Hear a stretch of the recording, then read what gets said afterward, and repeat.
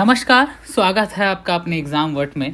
CUET PG की जब हम चर्चा करते हैं तो CUET पीजी के एग्ज़ाम्स जो हैं वो 11 मार्च से हैं।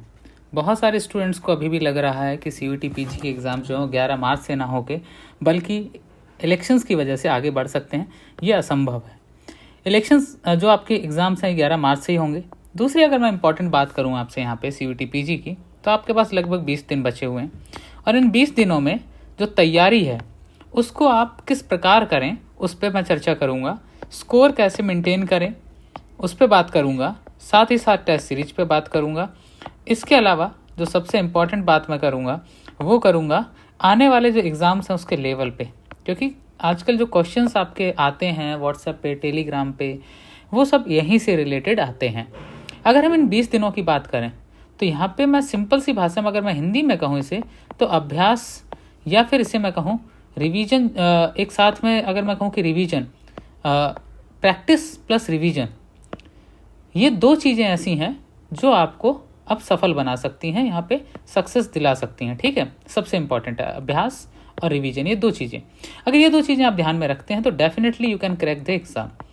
अब आपके दिमाग में क्वेश्चन आ रहा होगा कि अभ्यास को हम कैसे कंटिन्यू करें और रिवीजन को हम कैसे मेंटेन करें। तो देखिए, आपने कौन सा सब्जेक्ट अप्लाई किया है आपको पता होगा। आपने LLB दिया होगा, आपने पॉल साइंस के लिए भरा होगा, आपने हिस्ट्री के लिए भरा होगा, आपने जियोग्राफी के लिए भरा होगा, आपने बहुत सारे अलग अलग सब्जेक्ट्स के लिए भरा होगा। यहाँ पे एक इम्पॉर्टेंट चीज़ जो है वो एक सब में कॉमन है कि अगर आपने अपना सिलेबस पूरा कर लिया है, आपका सिलेबस अगर कंप्लीट है, तो डेफिनेटली आप यहाँ पे तैयार हो चुके हैं मॉक टेस्ट के लिए। ये सही समय है बहुत सारे मॉक टेस्ट लगाने का। अच्छा, बहुत सारे स्टूडेंट क्या करते हैं कि उनका स्कोर कम आ जाता है मॉक टेस्ट में, तो वो मॉक टेस्ट नहीं लगाते हैं, डिमोटिवेट हो जाते हैं। उनको लगता है कि शायद मेरा सिलेक्शन नहीं होगा, मेरी प्रिपरेशन अच्छी नहीं है। मैं आपको एक बात का विश्वास दिलाता हूँ, आप आज पहला मॉक लगाइए। पहला मॉक आपने लगाया, आज आपका स्कोर 300 में से आता है 140। आप अपनी छोटी छोटी जो स्मॉल मिस्टेक्स जो हैं उनको आप आइडेंटिफाई करिए। आपको पता चला कि आपने ये वाला टॉपिक ए है, ये आपका वीक है, इस पे मेहनत करिए। कल शाम को 24 घंटे बाद फिर एक मॉक लगाइए। जब आप कंटिन्यू 1 2 3 4 10 20 मॉक जब लगा लेंगे, आज के 20 दिन बाद जब 20वां मॉक आप लगा रहे होंगे, आई प्रॉमिस, अगर आप अपनी गलतियों को सुधारते हुए मॉक लगाते रहेंगे तो आप खुद फील करेंगे कि 20वें दिन आपका स्कोर 200 प्लस होगा। और 200 plus is more than enough to get admission in any top university of India, क्योंकि अब की बार पेपर 300 में से है, 400 में से नहीं। तो एक ये सबसे इंपॉर्टेंट हो जाता है आपके लिए कि आपको यह भली भांति से पता हो कि आप किस प्रकार अपनी तैयारी को नई दिशा दे रहे हैं, किस प्रकार अपनी गलतियों को सुधार रहे हैं, किस प्रकार आप अपने रिवीजन को कर रहे हैं और रिवीजन करके किस तरह से आप प्रैक्टिस कर रहे हैं, अभ्यास कर रहे हैं। और अभ्यास का एकमात्र जो तरीका है आपके पास, वो सिर्फ और सिर्फ जो तरीका है वो आपका है मॉक टेस्ट। जितने मॉक टेस्ट लगा सकते हो उतने लगाइए, वो चाहे फिर एग्जाम वर्ट पे लगा लीजिए, किसी और प्लेटफॉर्म पे लगा लीजिए, वो आपकी इच्छा पे आधारित है। दूसरी चीज़ यहाँ पे अगर आप देखेंगे तो ये जो टाइम है, ये टाइम है आपके डाउट सॉल्यूशंस का।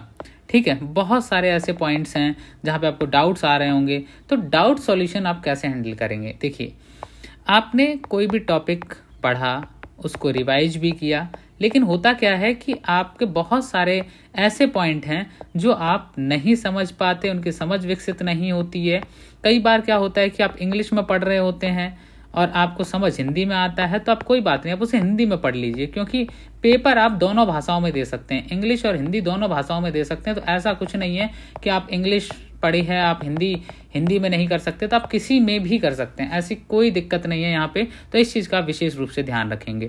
ठीक है, इसके अलावा आप कोशिश करें कि आप अपना स्कोर जो है वो मॉक टेस्ट में 240 नंबर तक ले जाने की कोशिश करें। 240 अगर आप जनरल कैटेगरी से हैं, भले ही आप SC कैटेगरी से क्यों ना हो, लेकिन मेरी एडवाइस यही है कि आप अपना स्कोर जो है वो 240 तक ले जाने की कोशिश करें। और जैसे आपका स्कोर 240 तक पहुंचेगा, डेफिनेटली आपके अंदर एक मोटिवेशन आएगा, एक पॉजिटिव थॉट आएगा।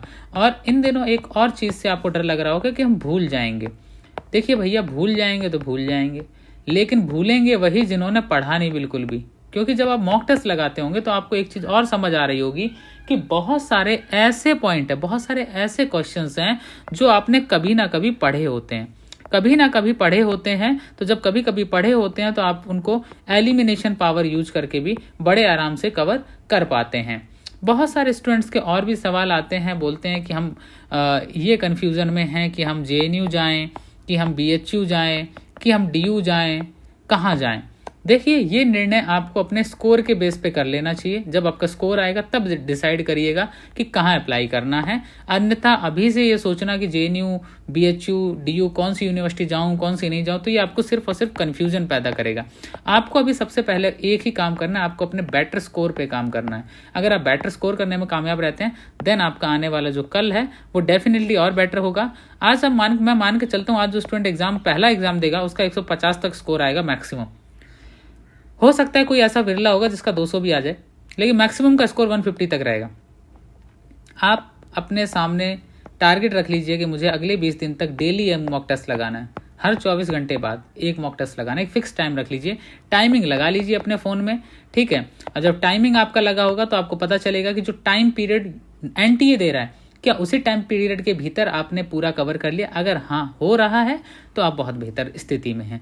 तो यहाँ पे आपको MCQ जो है उस पर पूरी तरह फोकस करना है। अगर ऑनलाइन MCQ अवेलेबल नहीं है तो आप PDF फॉर्मेट में जो MCQs अवेलेबल हैं उनको ही अपनी नोटबुक उठाइए, नोटबुक पे उनके आंसर्स लिख लीजिए, फिर आप मैच कर लीजिए आंसर की से कितने आंसर आपके सही हैं, ठीक है।